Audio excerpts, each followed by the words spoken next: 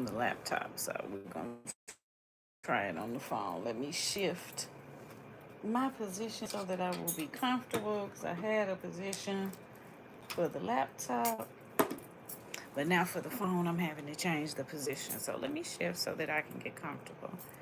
But as I am being bombarded currently by the Chris Brown information, by the Tory Lanez information, the DDG information, and the Diddy information that we're all being bombarded with, right? I am hearkening back to a video I made before. I don't remember how long ago I made it, but I do know that the thought is usually moving around in my head, right? But what I am thinking when I see these types of things, the thought that comes to my mind is that Black people, the Black community, is addicted to psychopaths, and we are in love with psychopaths, and we view Black male psychopaths, we put them on a pedestal. We view them as the height of masculinity, and we envelop them in an air of desirability, so that when we see a psychopath, the psychopath becomes the most desirable person to us. Now, this is related to what I said earlier this year about the results of the election. So remember at the beginning of the year, I said that one thing that we were saying about the elections was not true. And what we were saying was that white women voted against their own interests. And remember, I said that's not true. If you are going to maintain white masculine imperialism, then you have to have a brute in office. You have to have a psychopathic person who is always going to be enacting brutality and violence in office. It is only someone like that that can hold this system in place. White masculinist imperialism is always enforced by very radical and violent brutality. So when you see white women voting for someone who is very openly violent and who is very openly brutal, they're not voting against their own best interests. They're voting in their best interests. So remember, I said that earlier this year. So for us as Black people, the way that we mimic this is a little bit more subtle, right? Just a little bit, though.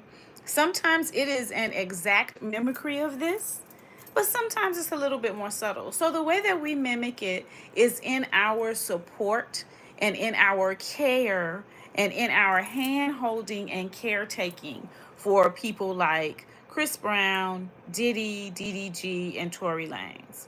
We show that we have a deep affection for and a deep affinity for psychopaths in the way that we treat these people. And it does, those of us who have moved outside of that way of thinking stand back, I should say, and we watch other people's reactions and we say, well, can't they see what's going on? Can't they hear what's being said? Aren't they paying attention to the information that's coming out? Right? You still keep getting updates on the terrible things that he did to Cassie. And we knew for decades the terrible things that he was doing to Kim Porter. I put a video up about Kim Porter right after she passed away, Ibarra Tarun, and got so much backlash. I got backlash on Facebook for putting the video up at all. And then I got backlash here on YouTube for the things that I was saying. And people were trying to tell me that I was incorrect for my view of the situation. But we knew for decades the terrible thing that this person was doing. And instead of not supporting them, and instead of advising people to stay out of their circle, and instead of calling them the monster that they were, we made this person a star. We are the people who made this person a star. And what I mean by that is we are the people who monetarily supported this person. We are the people who actively told other people to support this person. We are the people who gave this person awards. And we are the people who, in our community, made this person look aspirational. We made this person aspirational knowing full well that he was a psychopath. This isn't new. This isn't news to us. We're not sitting here like, oh, really? We knew this. We knew he was a psychopath. What may be surprising to us may be the level of horror, right? That's in the details. But outside of that, him being a psychopath is not news to us. So we have an attraction for and an affinity to and an addiction to psychopaths. And right now, it's obvious because we're watching it play out on a very public stage. But we also see it in our everyday lives, right? We see it in our everyday lives. We watch this happening in our everyday lives. Nobody is calling out the psychopaths in our family. Or if you are calling them out, then you're the one that's in the wrong, not the psychopath. But you're in the wrong for calling them out, right? And you become the person that the family doesn't want to speak to and that the family, makes a pariah as opposed to the psychopath, right?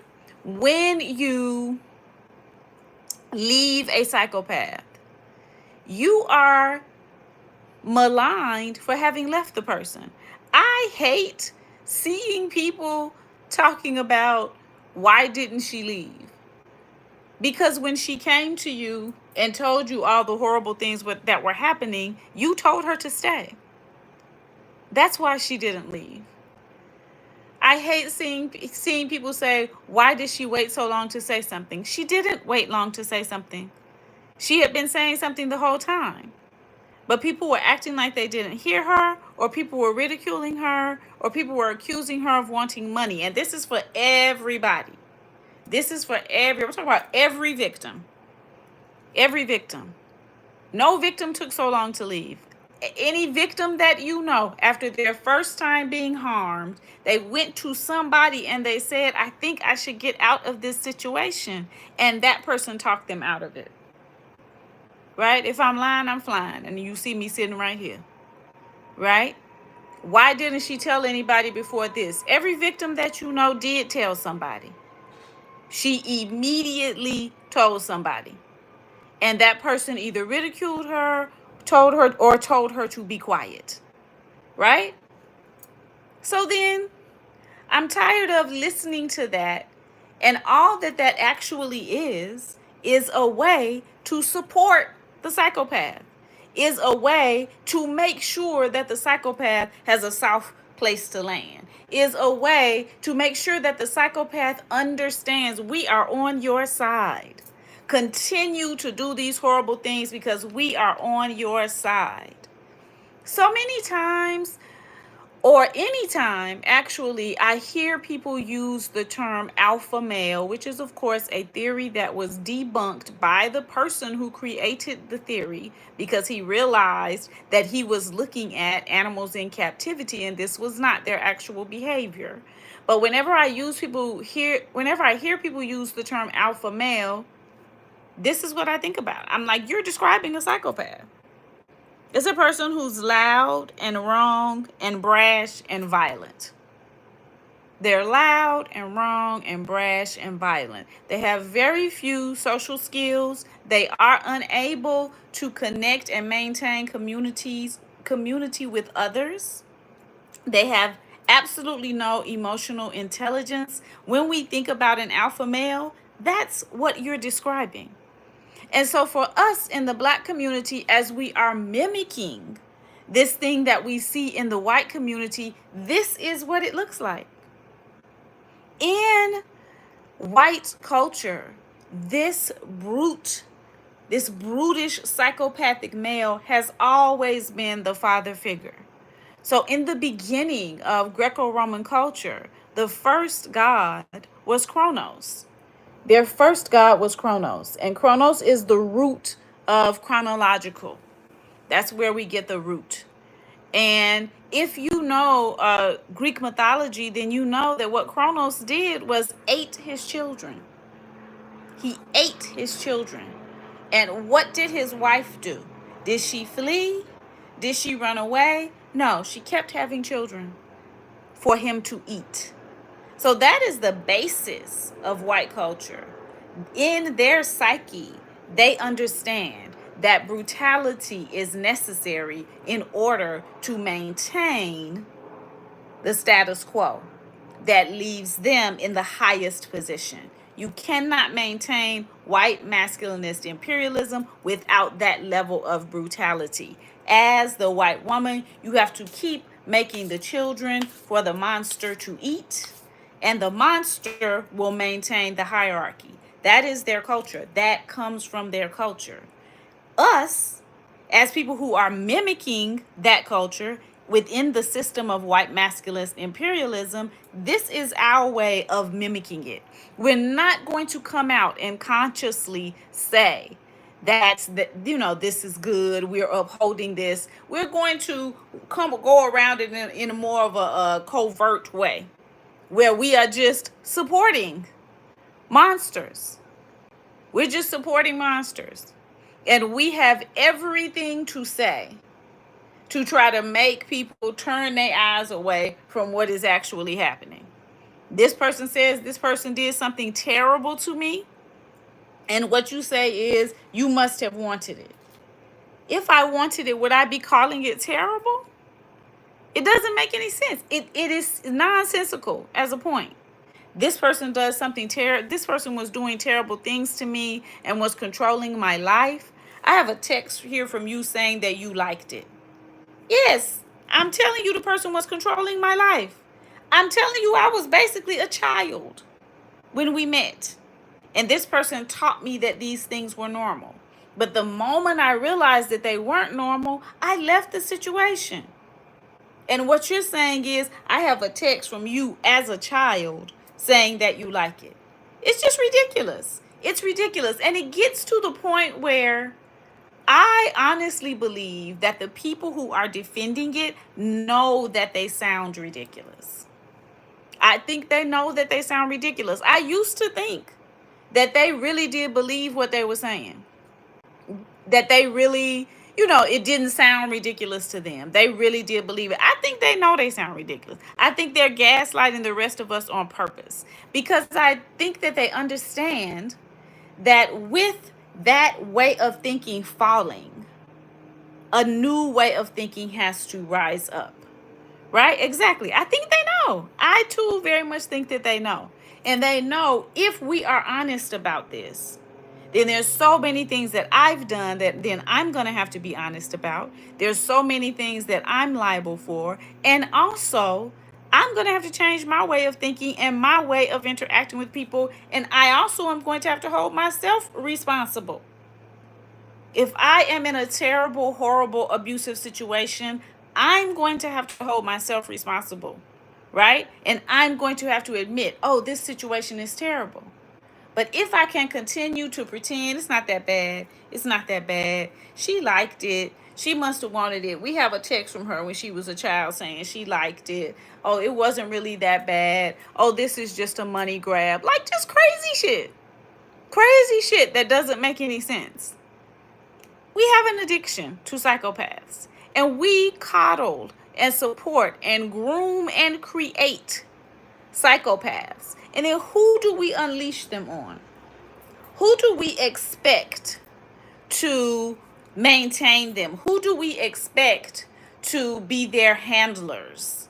Right? We love a psychopath and we expect that black women are going to be their handlers.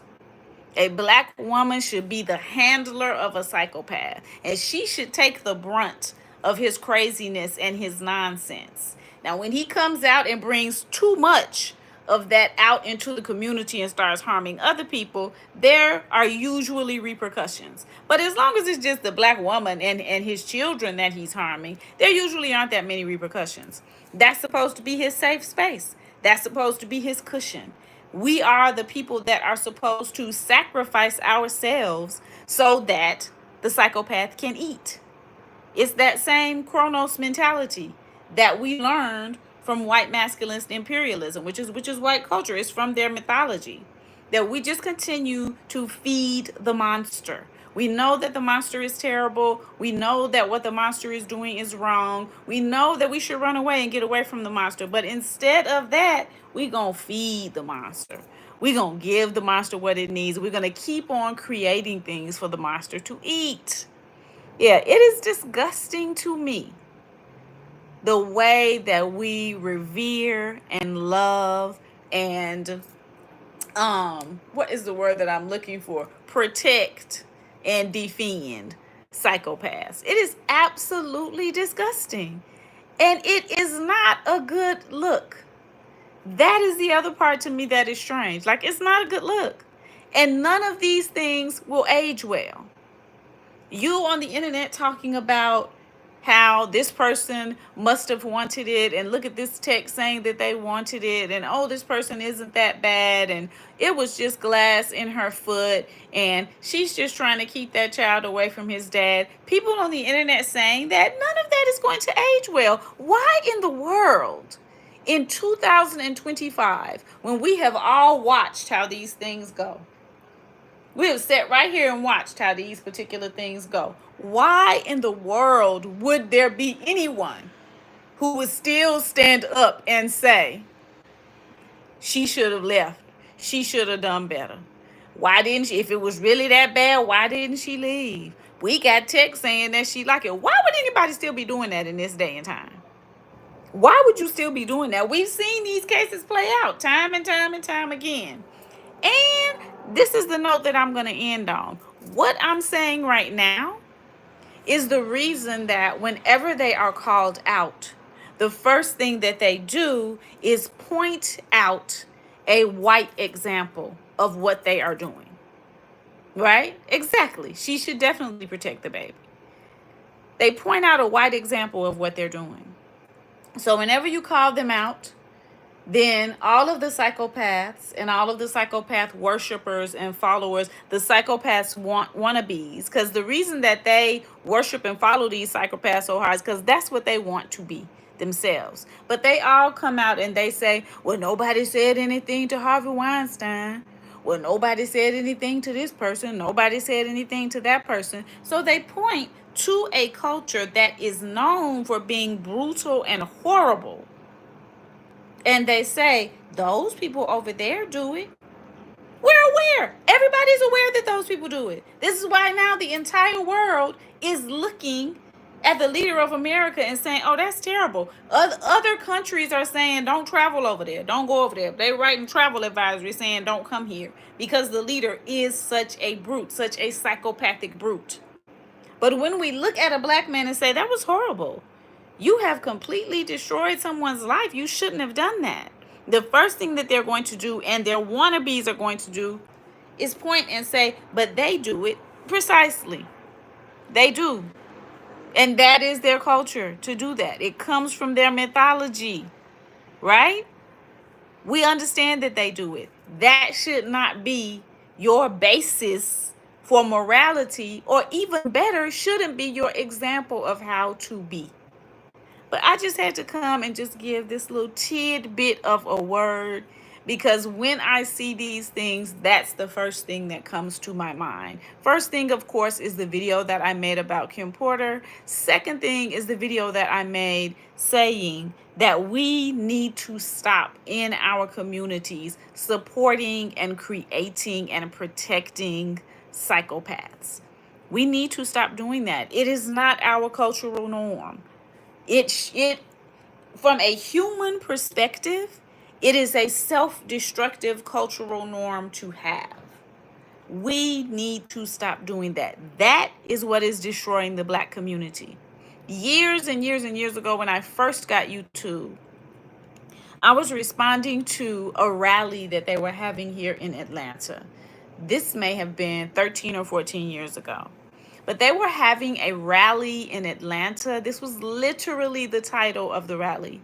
And the rally was how homosexuality is destroying the black community. That's literally what it was about. And in one of my oldest YouTube videos, I came on and I said, it is abuse that is destroying the black community. It is abuse that is destroying the black family. and hence the Black community. So that's my same point for tonight. This abuse and this coddling of abusers and this love affair with and addiction to and the fact that you are enamored with psychopaths who abuse people, that's what's destroying the Black family. That's what's destroying the Black community. Precisely that. Period, point blank, full stop. Because as we watch it play out on the big stage, it's the same way it plays out in our own lives. As I said before, when you're asking why didn't she leave, she did leave. Somebody like you told her to go back, or somebody like you told him where she was so that he could come and get her. Why didn't she tell anybody before now? She did tell somebody before now. And you either didn't tell anybody, or you shut her up, or you told him about it so that he could come and get her and shut her up. Right? That is literally what is happening on the smaller stage of our personal lives as we watch it play out on the larger stage in Hollywood or entertainment or whatever you would like to call it. We are responsible for not supporting psychopaths. Make it a day-to-day way of life that when you see psychopathic actions, you don't minimize them, you don't laugh at them, you don't try to make them seem cute or downplay them, but that you call them out and say, no, that's terrible, you shouldn't do that. That's not the way to live, that's not the way to be. Call them out. Make people responsible for their actions. Starting at a small level on your personal and family level is the only way we're ever going to change things on a larger scale. So yeah, as I'm watching this, that's literally all that I'm thinking. And I just wanted to share those thoughts with you guys. All right. Ecstasy, abundance, and bliss, and all of the gifts of Oshun for everyone who is in the sound of my voice, and wishing the same for me and mine. And as always, we wish the lessons of life on those who are wishing us otherwise. You guys are so welcome. Please share. Please, let's get this discussion going. Make sure that we are making this switch and this change in our daily lives. Stop supporting, stop loving, stop coddling, and stop protecting psychopaths. That is what will save us in our communities. All right. Peace, y'all.